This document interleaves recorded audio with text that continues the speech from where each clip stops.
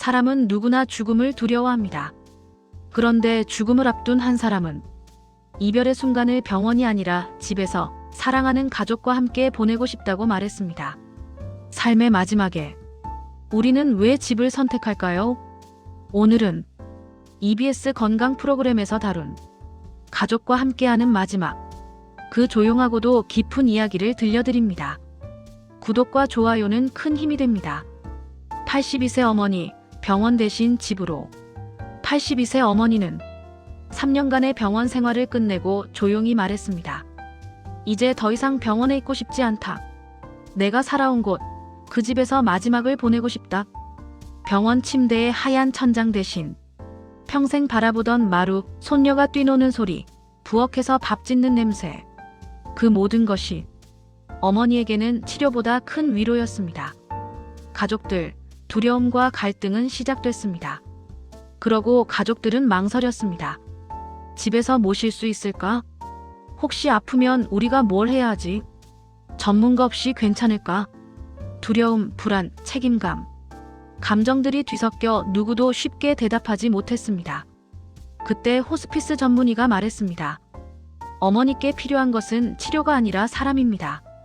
마지막 순간은 기계가 아니라 가족의 손을 잡고 떠나는 것이 더 자연스럽습니다.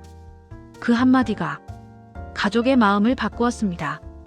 집에서 맞이하는 작은 변화들. 어머니는 집에 돌아온 첫날 작은 목소리로 말했습니다. 아, 여기가 좋다. 숨이 조금은 편하다. 집은 병실과 달랐습니다. 창문을 열면 흙냄새가 들어왔고 손녀는 할머니 밥 드세요 하며 달려왔으며 딸은 어머니의 이불을 털어 햇빛에 말렸습니다. 이 평범한 것들이 어머니에게는 마지막 선물이었습니다. 의사가 말하는 집에서 떠나는 의미. 호스피스 전문의는 말합니다.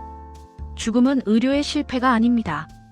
마지막 순간을 그 사람답게 사는 것, 그게 성공입니다. 병원에서 연명 치료를 이어가는 것이 항상 좋은 선택은 아니라고 말합니다.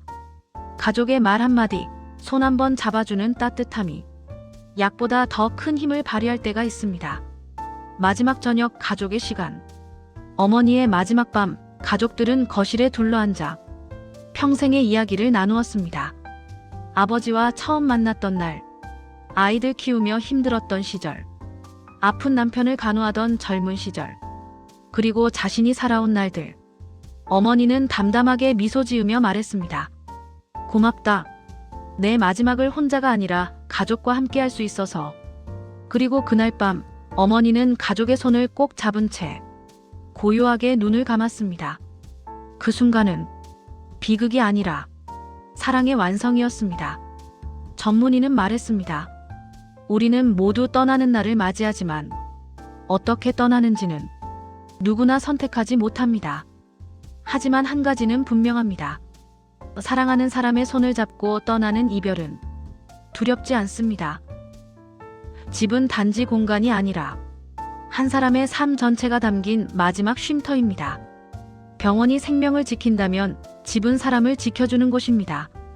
오늘의 이야기가 누군가의 마지막을 더 따뜻하고 더 인간답게 만들어주는 작은 용기가 되기를 바랍니다. 구독과 좋아요는 큰 힘이 됩니다. 끝까지 시청해주셔서 감사합니다.